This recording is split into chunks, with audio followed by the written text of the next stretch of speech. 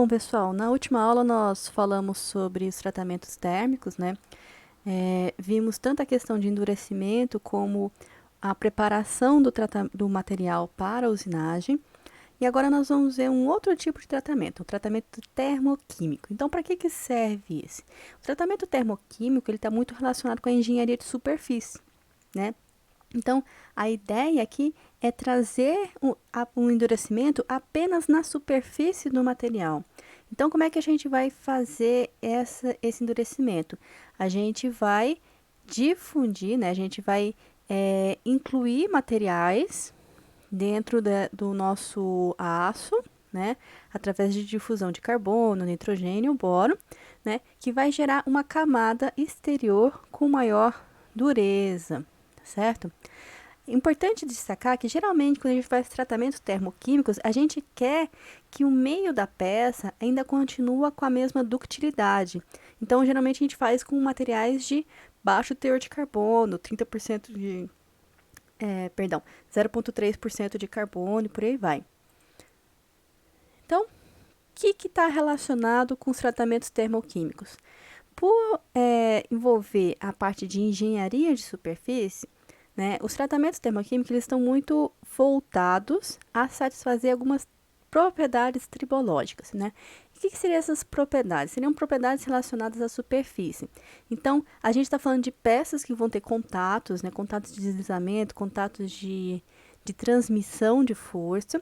Então, a gente precisa que essas regiões de contato do nosso material, ele tenha uma resistência, né, à abrasão, ao desgaste, né, à erosão. Então, ela tem uma maior dureza e tem um coeficiente de atrito adequado para o nosso caso. Então, o que consiste esses tratamentos termoquímicos? Aqui eu estou mostrando mais ou menos, né, uma concentração. A gente tem o nosso material de base, que seria a nossa liga ou nosso ácido carbono, né, de 1020, vamos supor. E aí a gente vai colocar em contato com a superfície um elemento químico diferente da liga, né? E aí, pela questão de térmica, né? Pelos vários tipos de tratamento que a gente vai ver aqui que a gente pode fazer, esses elementos na superfície do material, ele consegue entrar no material e difundir. Vocês lembram que a gente falou que difusão é o fenômeno do caminhar do átomo dentro do nosso material? Então, ó, observa que a gente vai ter um alcance de difusão, mas só que nesse alcance de difusão a gente tem duas regiões, uma região de maior precipitação do elemento químico e uma região mais sólida que tem tanto a parte de concentração do elemento químico A, como um pouquinho do elemento do líquido de base, tá bom? O que é importante a gente observar é o seguinte: como que a gente está incluindo átomos, né? Esses átomos podem ser de não metal ou metal na superfície do nosso material, né? A gente está modificando não só a composição química da superfície do nosso material, como também a microestrutura dessa região. Tá? Então, ao contrário do que a gente tinha lá nos tratamentos termoquímicos, que a gente só trabalhava com a microestrutura, aqui a gente está trabalhando microestrutura e composição química. Quais meios a gente pode produzir esse tratamento químico, né? Como que a gente pode incluir esse material, esse elemento químico, né? Então, a gente pode incluir ele no estado sólido, líquido ou gasoso, tá? Pode ser um ou vários elementos químicos simultaneamente ativos. Dentre o nosso processo de tratamento termoquímico, a primeira coisa que a gente vai ter é a decomposição. O que seria essa decomposição? A gente tem o nosso material de adição, que é o nosso elemento químico, né? Ele pode estar no estado sólido, líquido, gasoso, e a gente precisa gerar átomos livres desse material. Então, a gente vai dividir esse átomo, essas moléculas de gás, né, formando esses átomos livres, vai promover a absorção desses átomos livres no nosso material, no nosso ácido carbono, e depois, pelo tratamento térmico, né, pelo tempo que a gente deixa esses átomos livres em contato com o nosso material, a gente permite a difusão, ou seja, a reação dele com a estrutura do substrato da nossa matéria, né? E aí, conforme essa difusão acontece, a gente vai tendo modificações, né, da nossa composição, modificações da nossa estrutura cristalina. Dentre os tratamentos termoquímicos, nós temos a cimentação, a nitritação, a cianitação, a carburetação e a aboretação. Vamos focar somente na cimentação e na nitritação por causa da maior aplicabilidade deles. Então, o que consiste a cimentação, né? A cimentação ela é muito utilizada para endurecimento superficial de engrenagens, tá? Em regiões de pontos de contato que a gente tem nos sistemas de transmissão. Então, o que a gente quer na cimentação é aumentar a dureza superficial do nosso material pela adição de carbono. Então, ó, esse C aqui, ó, quando olhar o C, lembra que é de carbono, né? E aí a gente pode fazer essa inclusão do carbono por meio sólido, por meio gasoso ou por meio líquido. Quando que a gente vai trabalhar com a cimentação? Quando a gente tem aço de baixo teor carbono, né? E aí a gente quer que o aço de baixo teor de carbono, qual a característica dele? Ductilidade, né? Maior maleabilidade, maior tenacidade, né? Mas aí o que a gente quer é o quê? Que ele consiga manter essas propriedades internamente, mas na superfície do material ele tenha elevada dureza. Durante o processo de cimentação, a temperatura de aquecimento é na faixa de 815 a 950 graus. Então, a gente passou da zona crítica, né? Até pela questão de conseguir ter maior adesão, né, de carbono, porque a gente sabe que nessa faixa aí a gente já está na faixa acima da faixa da zona crítica, que é a austenita. Então, vamos lá. Vamos entender um pouquinho sobre a situação aqui. Só aumentar o teor de carbono na superfície do material não é o suficiente para elevar a dureza nas partes externas, né? Então, o que a gente faz é, além desse processo de adição de material na superfície, a gente faz depois um tratamento de têmpera nessas peças que foram cimentadas. Então, essa têmpera vai garantir que a superfície externa adquira a nossa propriedade, né, a nossa característica de elevada dureza, mas como que a gente falou, aços de baixo teor de carbono, eles não têm como ser temperados, né? Então, o que vai acontecer aqui? A parte interna da nossa superfície, ela vai permanecer sem alterações relevantes aí.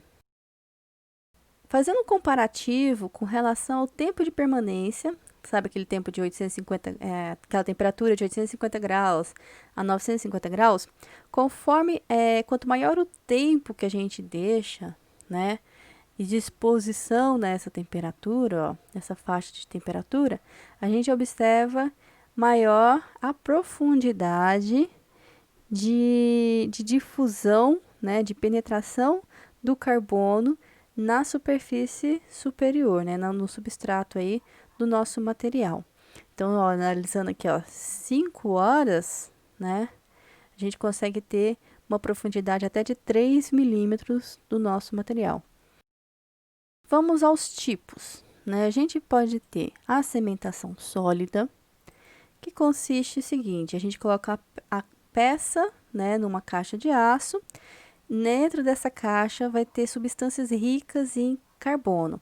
Então, pode ser o carvão, o coque, o carbonato de cálcio, o óleo de linhaça.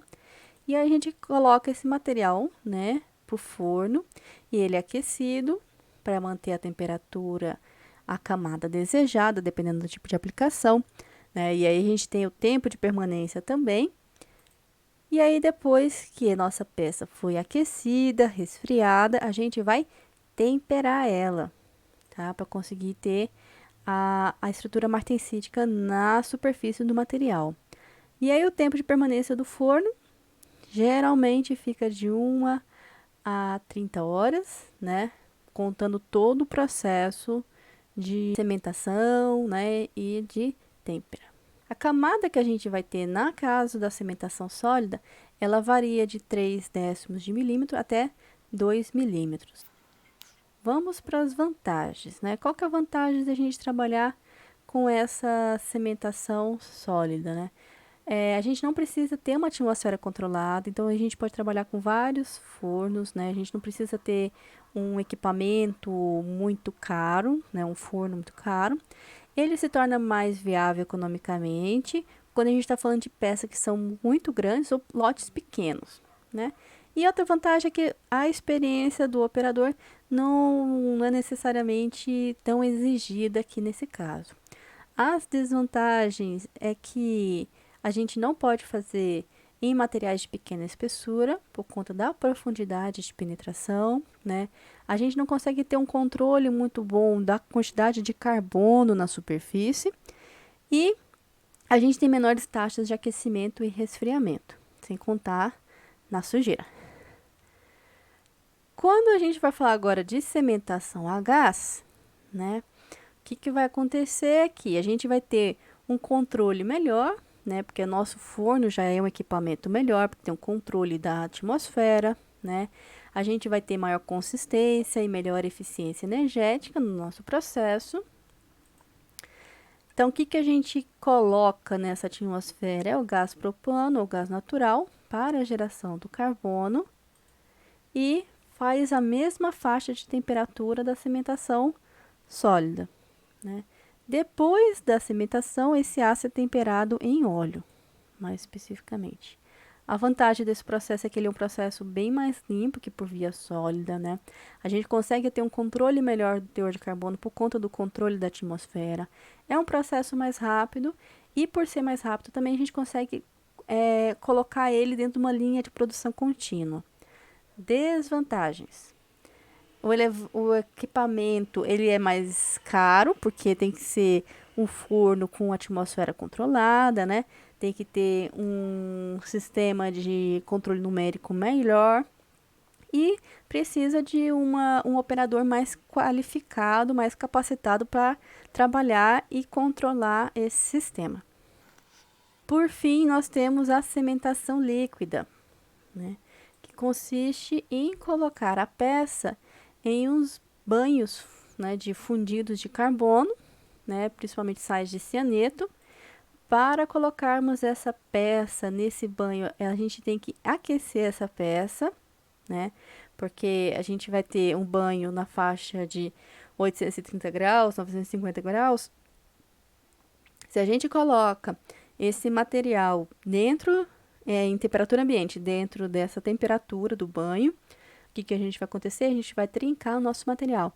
Então, a gente dá um pré-aquecimento no material, na faixa de uns 400 graus, e insere ele nesse banho, onde que vai ser feita todo o processo da cimentação, né? Ele vai ficar nessa faixa de temperatura pelo tempo que for o processo que a gente deseja.